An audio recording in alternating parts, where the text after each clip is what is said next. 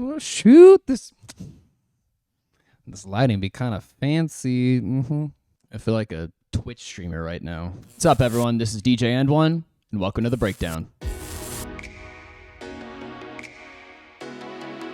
Okay, so The Breakdown is going to be a series that we're starting here on Heavy Hits, where we essentially go through an edit or a routine that DJs do, and we're going to just break it down step by step. So maybe if you guys are working on edits or honing your DJ skills, you guys can then take these videos, practice some of it, and then apply to your own production or DJing methodologies. Yeah, words are hard. But I will be kicking off with an Ableton tutorial of this most recent edit I did of Extra Special. So how it'll start is I'll just play you guys a snippet of the edit, and then I'll go through step by step and break down what I did in Ableton, and then I'll try to explain it in a way that you can take these tips and you can apply it to FL Studio, Cubase, whatever sort of production DAW you use. First night and forever to go. Look at me, whole life, but together we both. Look at me, whole time I'm ahead of myself. Some women only want the vibes if it come with the wealth. Listen, everybody wanna be respected, and everybody want a little effort, and everybody wanna be remembered, but really everybody ain't special. So, you pressure. This ain't special. So I was kind of going for that like Kaytranada neo soul house vibe. The song is originally the tempo is 98 beats per minute. So what I did was I just jumped the tempo up to about that Kaytranada range, that 110, 4 to the floor is where you start to get that kind of like pumping like kick sound that people look for.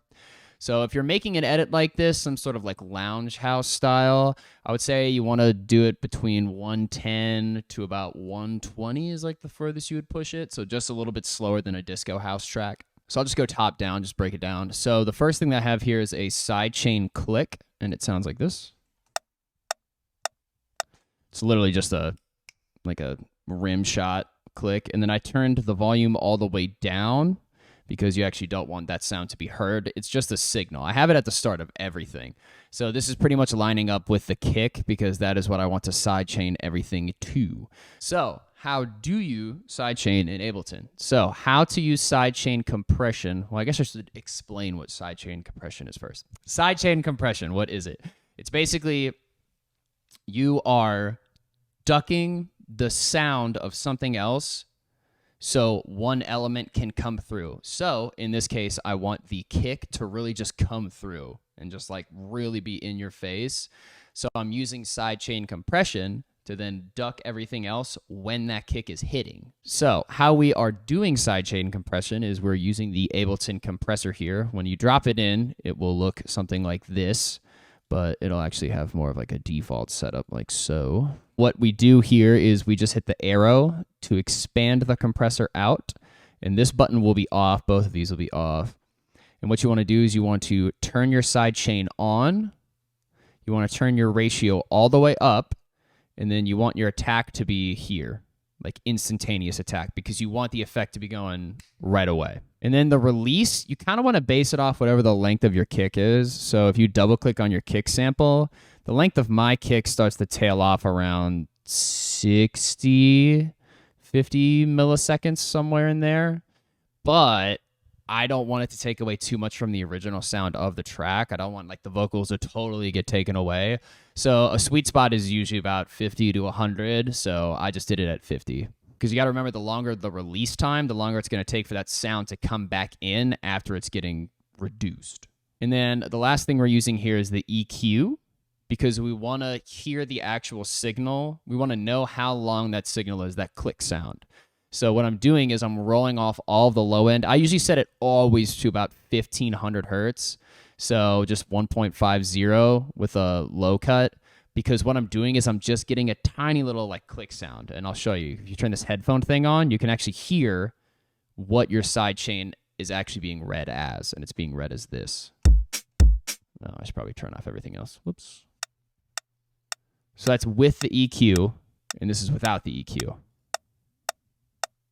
And that is pretty much how I set up my sidechain for everything. And then the last step is to drop the threshold to a suitable level. I had it at about -50 or negative infinity. because I'm really going for that pumping sound. So the more you drop that threshold, the more of an intense effect you're going to get. So there's the main kick here that I have going on, and then I have a top kick layer as well, which is adding that click and that top end to it. So the main kick sounds like this. It's like a really fat, clean kick, and I just added a camel crusher to it. This is a distortion plugin. It's also like has a compressor too. I use it on my subs and my kicks a lot. Typically, I'll use like the Annihilate thing. What English, mother? Do you speak it? I'll use the Annihilate patch, and then I'll just turn the distortion and the mechanical all the way down, because I might even turn it off. I don't even know why I have it on, just because I don't like that sound that much. Filter is off, and then I usually have the compressor going, have the volume all the way up, and then I'll do a little A/B. I'll show you guys what it sounds like with and without. So without, it sounds like this. And then with. It is a, for lack of a better word or term, would be a fatter kick. It's more in your face, which is what we're going for. This kick was lacking a little bit of a top end, so I just added a top kick. Just a tiny little click sound there. And I have the volume ducked really far down right now, negative 28 dB here. So these are the volume sliders in Ableton, by the way, if you don't know. This is where you can adjust your volume. So I just slapped an EQ8 on, and then I rolled off all of the low end at about 300 hertz. And that did it for the kick. Next up, we have some closed hats here. This is actually from a loop, like a hat loop. I just chopped it up and kind of made it my own, because I didn't like the way these open hats sounded. They sounded way too loud, in my opinion. So what I did was I just separated them into different audio tracks, and then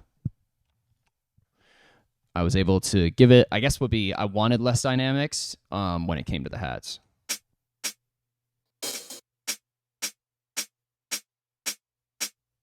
I kind of wanted them to act as like subtle fills, so that's what I went for with the open hats there. Next up, we have the claps. So there's 3 different clap sounds that make up the one sound. So the first clap sounds like this. The next clap is this. And then the last one is only added on the chorus here. So all 3 of them together sound like this. What I do right here is I have all of my reverbs on different sends. If you guys have seen my other like YouTube channel, which I did before I switched over to the Heavy Hits YouTube channel, I kind of explain this. I have my reverbs in sends right now because it gives me more control over the actual effect itself. Some people will just like slap a reverb on the actual channel. And I mean, there's definitely times where that's a good idea, a good like train of thought, good process to follow. But for editing, I like to use them in sends because then I actually have a lot of control on my effect. So for example, on this long reverb effect, I actually am sidechaining my reverb as well to the sidechain. So that even gives more room for the kick to really cut through and shine, is when I'm even sidechaining my reverbs and my delays and things of that nature. So I'm taking almost everything out so the kick can really just cut through. So if you're trying to set up a return track, if you just right click, you can just click insert return track, and then you can add your own return track like this. I just have a standard reverb effect here with an EQ8 here just to roll off any low ends that might be, any low end frequencies that would come through with a reverb. So that's all taken care of. And then lastly, I have the sidechain there just to cut that reverb a little bit. And if you want to copy these settings, go ahead and copy these settings. I think I actually got it from another YouTube video. I feel really bad that I don't remember what YouTube video was, but I appreciate you, whoever that was. Thank you. And if someone knows who did it, please tell me in the comments, and I'll make sure to go back and then tag that person. And then I just have a shaker loop here. And then kind of like a jazzy, like cymbal ride. It kind of fills in the spaces on the chorus section of things. And you can see too, I also even have my sidechain on these 2 tracks as well, really just like pumping and letting that kick come through. And then I have my cymbal transition here at the end, and I took the sidechain on here as well, just because I want to take that other element away. But if you notice, I have the threshold actually at -16, not all the way down at a severe amount, because I didn't want it to take away from the sound too much, because the transition is very important. Any sort of effect that you're adding, even if it's a simple acapella in, hype acapella in, stuff of that nature, it's really important to make sure that your effects are coming through when you're actually producing these edits. So I have the sidechain, in this case, less severe.